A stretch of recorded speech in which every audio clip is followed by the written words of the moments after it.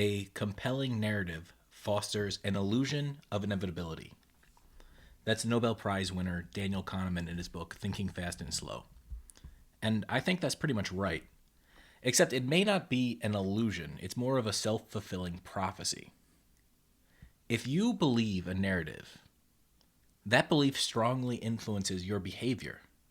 Whether or not that narrative is accurate is actually irrelevant. If you believe something, you act accordingly. That also means if you control the narratives, you control people's behavior. Now, that may not be true on an individual level, but on a group level, it's absolutely true. My name is Henry Bingaman. I'm a writer, investor, and consultant. And I've used the power of narrative to sell more than $300 million worth of products online for my clients.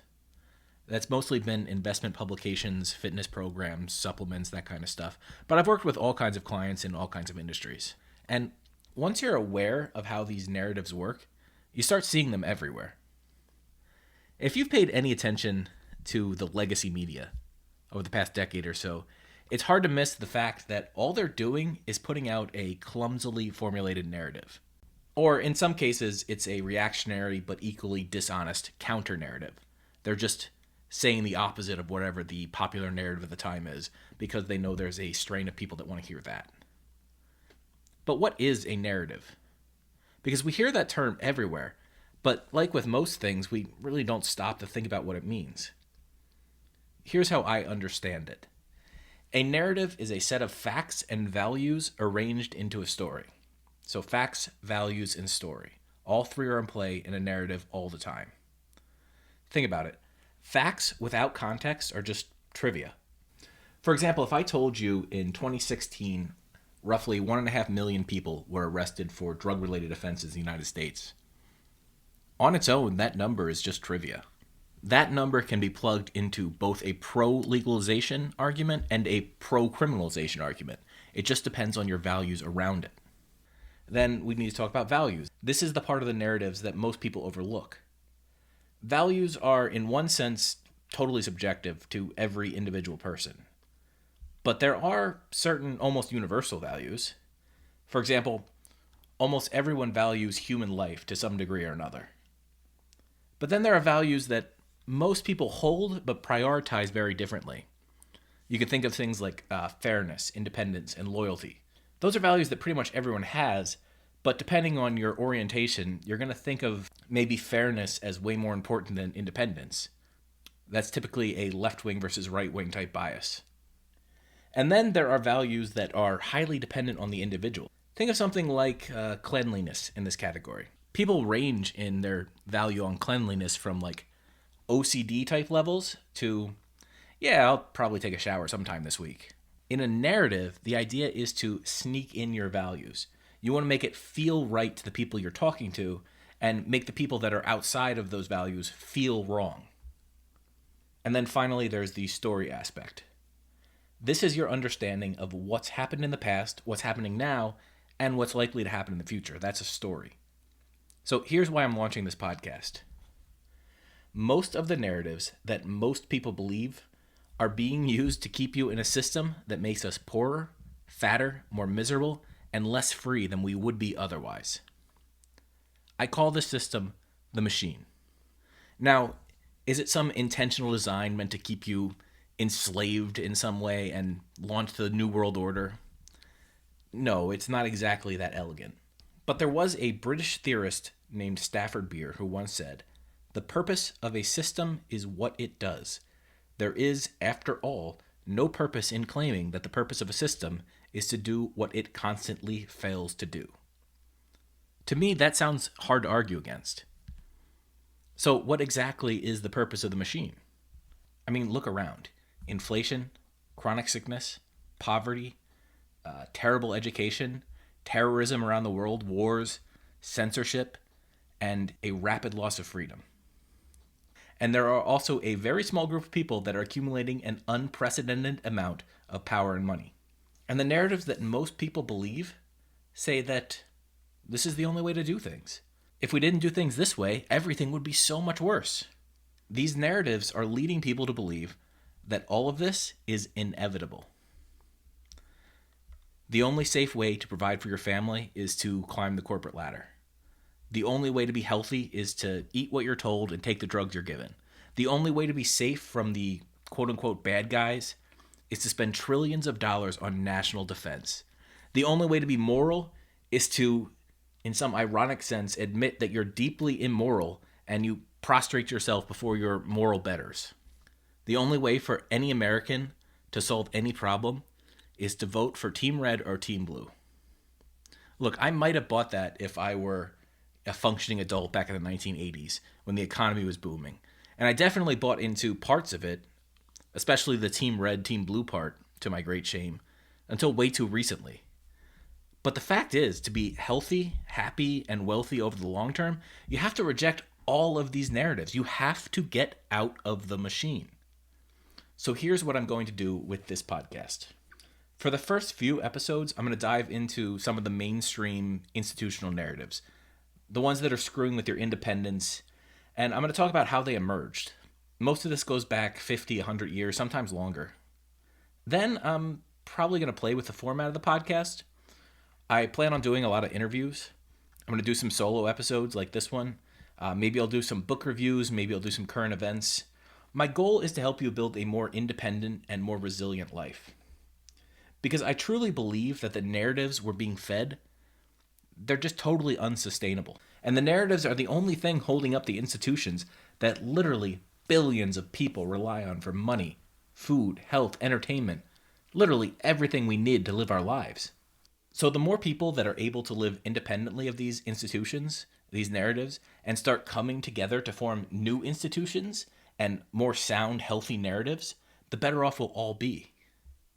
All right, so the first narrative that I need to talk about is so pervasive that very few people have even thought that there might be something to discuss here. There might be something controversial about this. That is that all of society's problems can be solved using democratic methods. That democracy is the best and only reasonable way to organize a society. Or even that democracy is equal to freedom. The two things are synonymous. Now, I know most people believe that narrative, but I'm not convinced that most people have actually thought about it very deeply. Or if they have thought about it, they're basically just comparing democracy to fascism or communism or some totalitarian form of government. But here's a question. Is democracy actually a good way of solving problems? Let's do a civics pop quiz that you probably didn't get in school. Ready? How many votes would it take to re-implement slavery in the United States? Technically, the answer is 357. 357 votes. All it takes is 2/3 of Congress to vote to repeal the 13th Amendment. Now, I know that particular example will never happen, but that's not because it isn't possible within the framework of U.S. democratic law. The scary thing is that it could happen. But what's a lot more realistic is freedom of speech, or the right to bear arms, or protection from unreasonable search and seizure being repealed. Your freedoms, the ones that you believe are God-given, are very literally contingent on a vote of Congress. That means what the Founding Fathers put in the Constitution goes directly against what they said in the Declaration of Independence. It's flat-out hypocrisy. The Declaration says, quote, "We hold these truths to be self-evident, that all men are created equal, that they are endowed by their Creator with certain unalienable rights, that among these are life, liberty, and the pursuit of happiness." It's a great line. Everybody learns that in middle school, if not sooner. And your teacher feeds it to you with a straight face, as if it's not at least a little bit preposterous. I mean, I think it's a badass thing to say, but the idea that it's self-evident that all men are created equal, that's not in any sense intuitive. Some people are smarter, some people are dumber, some people are taller, some people are shorter. Some people have talents that you and I can't ever dream of having. That's not to say that I think the philosophy is wrong or misguided, but it is to say that it's a philosophy. It's not a self-evident truth. The question is, did our founders actually believe it? I mean, if you look at the history, only kind of. When they weren't in power, so before and during the revolution, the founding fathers believed that all men have natural or God-given rights. A natural right is something that no human being or government can keep from you. You have the right to breathe oxygen, for example. If somebody tried to deprive you of that, you would have the right to defend yourself. They're trying to murder you. I don't even think the North Korean Republic would try to deny you have those rights. But the U.S. founding fathers, luckily, saw natural rights as a lot more expansive. Life, liberty, and the pursuit of happiness. Now, what Jefferson probably meant there was to quote John Locke's life, liberty, and property concept. But given that at the time property included human beings, he went with the more abstract pursuit of happiness term. The idea was, though, that natural rights were extensive, that you had far more natural rights than the shallow limits the government could expand to you. However, just a few years later, 8 years after winning the revolution, they decided that the whole idea of them, now that they were the government, never being able to revoke natural rights, well, that just wasn't going to work. So 55 people got together in Philadelphia in total secrecy, and they wrote a whole new constitution. Now, despite the fact that this is an insane way to impose a system of law on a country of 4 million people, and I know that all the states eventually ratified it, but it's still a crazy way of rewriting your laws. I think you have to look at the Constitution in relation to other forms of government at the time. And all in all, I think we can say it wasn't too bad. It's easy to make a case anyway that it was an experiment worth running. But we've run that experiment for over 200 years. And I know you may disagree with me, but I don't think it's going so well. The general idea was that we'd have a system of checks and balances. You'd have an executive branch with the president. You'd have the legislative branch with the Congress. Then you'd have the judicial branch with the Supreme Court. The assumption made at the time was the pretty much intuitive idea that all the members of Congress, of the legislature and executive branch, would want to guard their power as closely as possible. That their human nature, their selfishness, would act to check and balance the other branches. And then the Supreme Court would be a totally neutral interpreter of the laws. And, they were just there to keep everybody honest. But the truth is, that's not really how human beings function. It really depends on what's at stake. If two people are in a fight when the outcome is somebody's going to die, yeah, we're going to be very competitive. We're selfish in that way. But in a business context, it's a lot less clear whether we'll compete or cooperate. So just to give you a hypothetical, let's say you and I are selling similar products. Call it a bed mattress. And for round numbers, there's $100,000 a day up for grabs on mattresses United States wide. Now, we could be in the to the death competition, where one of us gets the $100,000 a day and the other one goes out of business, or we could be more cooperative. We don't tell our potential customers that we're the only option and they'll never be allowed to buy from us if they even consider our competitors. It's either us or them. Instead, we say, well, if you're a stomach sleeper, our product is perfect for you. If you're a back sleeper, well, maybe this isn't perfect. Maybe it's not ideal. Why don't you check out our friends over at XYZ Mattress? They might have the best fit for you. They really design their mattresses for back sleepers. And then in return, XYZ tells their stomach sleeping customers that, ABC mattress firm is better for them. And then instead of one company capturing the entire audience, the $100,000 a day, and in that case, both companies are successful. They're both looking at the longer term. So the risks of total annihilation go down for both companies, and the chances of being successful go up for both companies. Now let's say there are 3 companies that are supposed to be competing, except they're not actually competing because they all do different things. Let's say one makes mattresses, one makes sheets, and one makes pillows. Are those companies competing? Not at all. They're highly incentivized to cooperate with each other. All 3 of those companies can share their customers. They're not in direct competition. So if you just bought a mattress, it makes total sense for that mattress company to say, well, you bought a mattress, why don't you visit our friends over at this company and buy some sheets and pillows? And the same thing if you're buying sheets or pillows. It's logical to conclude that You might need a new mattress if you're having trouble sleeping. So everybody can share customers, and cooperation makes so much sense in that case. That's how business actually works. And that's how the government actually works. The executive, legislative, and judicial branches all have related but not competing products. They're not in direct competition. So why wouldn't they cooperate instead of compete? In fact, it's an even deeper problem than that. All three branches are still the U.S. federal government. Think about how presidents get elected. They basically win a huge popularity contest. The candidates largely get nominated not on their policy, not on what they promise to do for you, but on their perceived ability to win the presidential race. Then look at the congressmen and senators. They get elected by promising to do things for people, but everyone accuses the people who don't vote for their preferred candidate of voting against their own interests or of being a bad person in some other way. Now, all of these promises, so confidently made, are nearly impossible to keep. The politicians know this when they make the promises, but for some reason, a good chunk of the population hasn't figured that out yet. Yes, the politician you're voting for is lying to you. And if they're not lying, they're hopelessly clueless because you can't do any of the things they're promising. They don't have the power. So how do we know this is the case? There was a Princeton study that came out a few years ago, 2014. And this study showed that the correlation of what average voters want and what laws get passed is basically non-existent.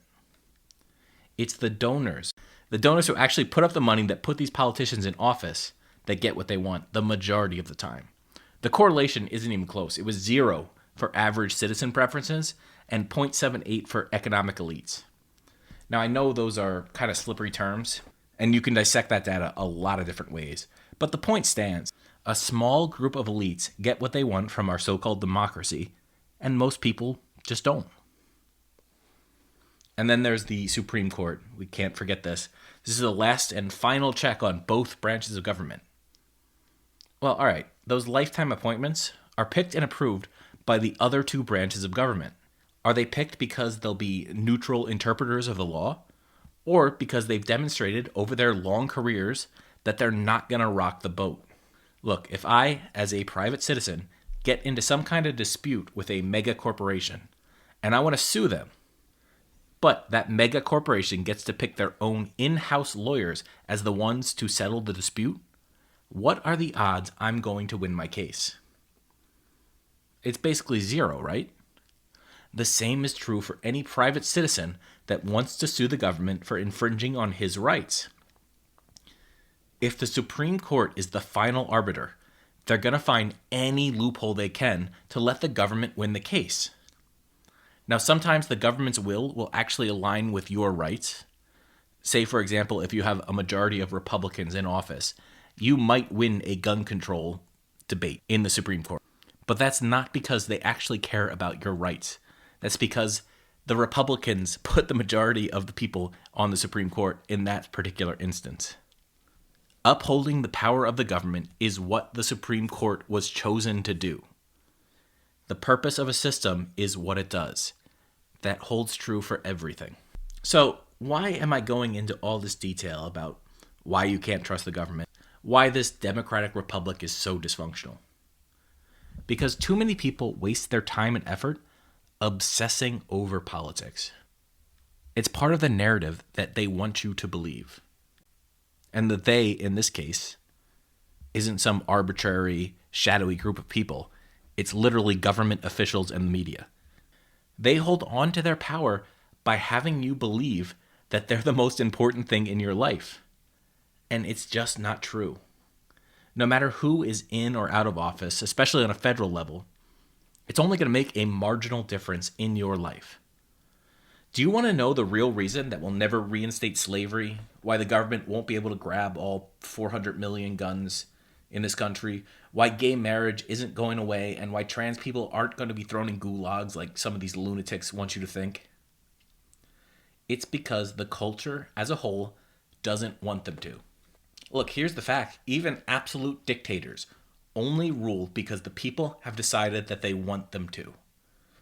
Most people only follow rules and laws because they think following the rules is the right thing to do. Police can only enforce laws if the vast majority of a population has already decided to follow that law. So take something like the mask mandates. In the beginning of COVID, it seemed like wearing a mask made sense, so most people voluntarily did it. But after a few months, maybe the beginning of 2021, it was pretty clear that masks were essentially useless. COVID spread just as fast in areas that were wearing masks as areas of the country that weren't wearing masks. And at least half of the country, if not more, understood pretty much instantly that masks were useless. I actually think it was a lot more than half, but let's just say half. But there was a very small group of very fanatical people that really, really wanted everyone to wear a mask. And this small group of fanatics, which included a lot of celebrities and everybody in the corporate established press, created the impression that the majority of the country wanted people to wear masks. And that impression was enough to pretty much ensure that everyone wore masks. But then as soon as the mask mandates started coming down, everyone was done with it. When that Florida judge said the CDC didn't have the authority to mandate masks on planes, people literally ripped the mask off their face in the air as fast as they could. I've flown once or twice since the end of the mask mandate, and it's just how it is. Nobody wants to wear masks anymore. Then Philadelphia, which is the city I'm closest to, tried to reinstate a mask mandate based on some arbitrary case count that they decided. And this was after everyone had a few weeks of masks being optional in the city. Now, I went into the city for a Sixers playoff game the day the mask mandates went back into effect, and pretty much everyone did the same thing that I did. They put a mask on, they walked through the security gate and the ticket checker, and then they took it off. Nobody in the stadium complied with the mask mandate. And when nobody complies, security doesn't even bother trying to enforce it. And it was like that all over the city. People just didn't care about the city's stupid rule. So the city dropped the mask mandate in less than a week. I think it was in effect for like 5 days total. Because the mask mandate wasn't being socially enforced, it was impossible to be legally enforced. So what is my point in talking about all of this? Well, it's actually the whole point of this podcast. The number one most dominant narrative in the US right now is that politics is the most important thing. That's the narrative they need you to believe, because that narrative reinforces their power. But it's just not the case. It is true that the forced imposition of politics in your life can be a real drag. I would really like lower taxes, and I would like less war around the world. And if I believed voting for the right people could change that, I would probably do it. But I voted for libertarians, I voted for Republicans, and I voted for a Democrat one time. Don't ask, it was a weird situation. And nothing ever changes. It's just a fact that the biggest factors impacting your actual success in life, at least for right now in North America and most places in Europe, are who you surround yourself with and to some extent where you live. Now, I know this isn't going to be a popular take, but I've been poor and I've made well over $1 million a year. You have so much more freedom being rich than you do being poor. That's uncomfortable, but it's the truth. That's why a big part of this podcast is going to be about making money, taking financial control over your life. Now, I'm very interested in health topics and self-sustainability and off-grid living and all that stuff, so I'm going to touch on a lot of that. But there is literally nothing you can do that will improve your self-reliance and self-sustainability more than making a boatload of money. And not from a big corporation. You can't just get a big salary from big tech and expect to live a sustainable, independent life. You will not be free if you tie yourself to the machine. But on your own, if you make money in a way that it can't be taken away from you, you can live free. You can be independent. So that's what I'm going to spend the most time talking about and interviewing guests about. And look, you don't have to be an entrepreneur. In fact, for most people, the solopreneur and the freelancer model is going to be the best to get started. I have a friend that launched a business and just had to shut it down because actually owning the business was tying her down to things that it just didn't make sense to be tied down to. And look, if you can make $500,000 a year as a freelancer, why would you want to own a business? Look, here's what I believe. Getting out of the machine, especially the corporate machine, is doable for the majority of Americans. You just have to understand how it's done and how it's practical.